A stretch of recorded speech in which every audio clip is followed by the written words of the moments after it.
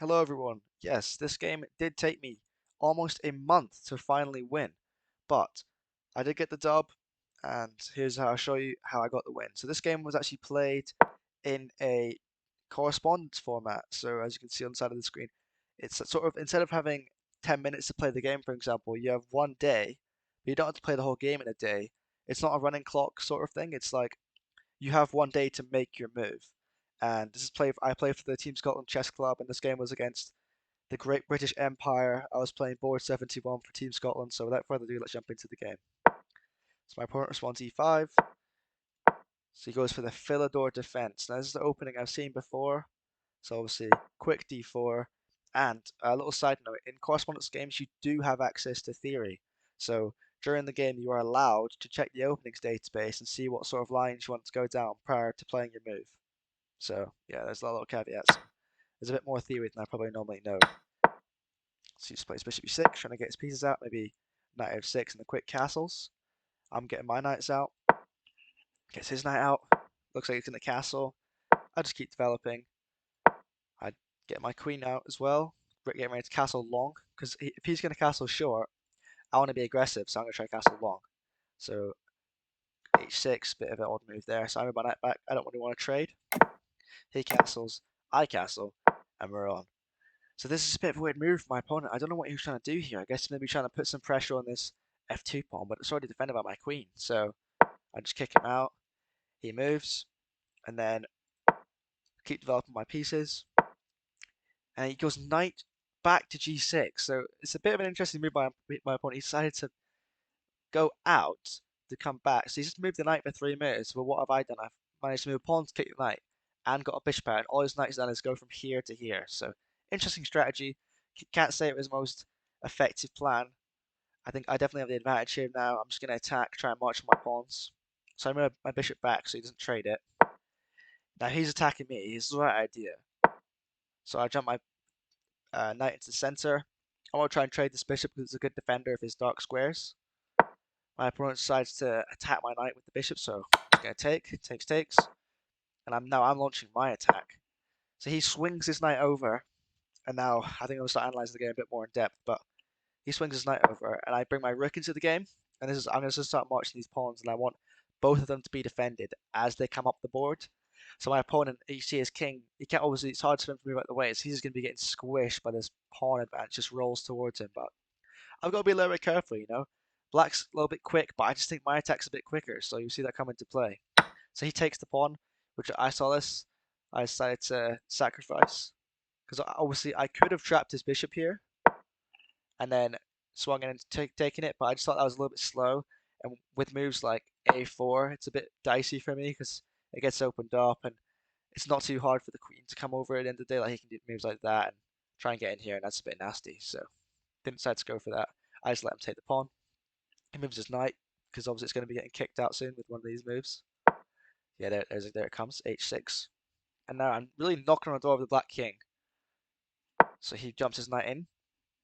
He's trying to go for some mixed kind of attack here, but I said his queen had quite an easy way in, but it's not really that simple. Like, where do you go?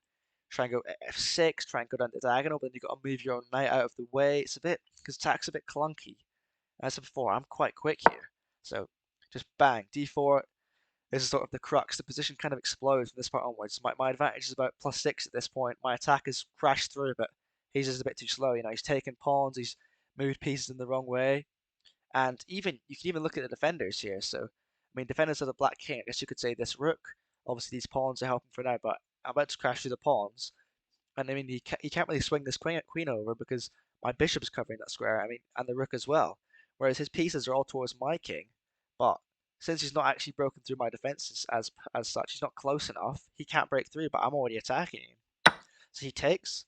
I take back with the knight, trying to get my another piece into the game because I could take it with the rook, but I felt like I wanted the knight to be up close and personal. So he brings the bishop back. This was actually a mistake. He shouldn't have done this because it allows me to take. Although he thinks he's getting active with his rook, it's me getting active because I push my pawn. If he pushes it forward, I had a plan for that. So he pushes it forward. This wasn't actually the best move for me, actually. My best move was play f4. But then, I was thinking I could have pressure here. So I play bishop h5, pressure on the pawn, quite hard to defend. So he goes king h8, trying to cling on to that pawn. but I did find the best move this time. I played f4, boom, getting another pawn into the attack, kicking this knight out of the way, and it goes c4, forking my bishop and queen. But I was thinking here, I calculated this, I thought, well, if he takes my bishop, this bishop's not really in the game. I don't really need it anymore. Because what is it doing, really? It's covering the h6 square. I mean, okay, my rook sort of sees that as well. So don't really need the bishop anymore, and it's blocked by my own pawn. So I was thinking, well, just move the queen, I'm going to be fine and dandy. But there's even more here. So I found I could take with check. He would have to move his king, and I could check again with my queen, forking the knight. So the knight and the king are both attacked. So he has to move the knight here, and I will just take it, which is what happens. Takes, takes. He doesn't want to trade queens because he's down material. So my attack just rages on. So I bring my other bishop into the attack because obviously it wasn't doing much back here. So I bring it in here. Also has the benefit of attacking his queen and threatening checks on this sort of diagonal. So he moves his queen, and I check here, and he gives up the rook. So the reason he gives up the rook is because if he moves his king, I can just win his queen with this sort of discovered check. So the king is attacked by the rook, has to move, and here he has to move, and then I will just take his queen. So to avoid that, obviously, he gives up the rook, take back with the pawn. He tries to swing his knight back into the game. So just move my queen, simple enough. He attacks me with the pawn, and I just move the queen again, trying to put some more pressure on this weak pawn here.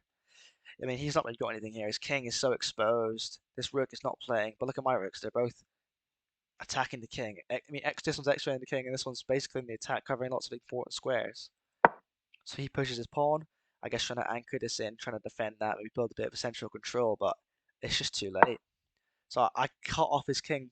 I cut off his queen from his defense of his king. This has the added benefit of helping these pawns roll forward and sort of helps activate this rook in a way, because obviously the rook is unblocked as well. So he tries attacks my queen again. Bit of a sort of feeble move, just trying to attack something. But I mean, I'm just going to move it, and there wasn't any reason to move this pawn. I mean, now your knight's undefended. Everything's just getting weaker and weaker. So I just take the pawn, stop knight as well. He takes my bishop, but I did see this. I take his knight. He goes rook b8, trying to maybe put some pressure here, but I mean, he's trying to attack me, but he's been the one getting attacked for like the past 20 moves.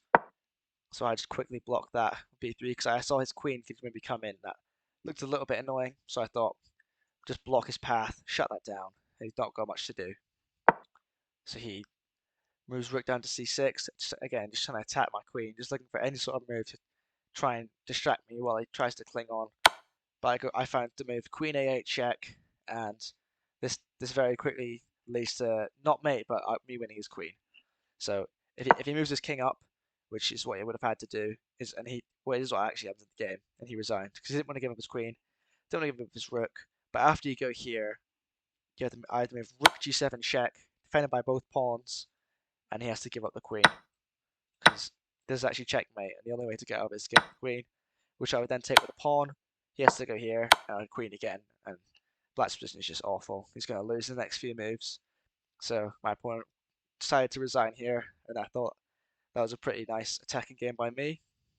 I went on to win my other game in this match. The match was a format where you play one game as white, one game as black. I managed to win both games, and I believe Team Scotland then won the match against the Team Great British Empire. It's quite an ironic match, really. Team Scotland versus Team Great British Empire, I guess you could say. A little bit political as well, but yeah, that's it for today's video. Hope you guys enjoyed that, and I'll see you guys in the next one.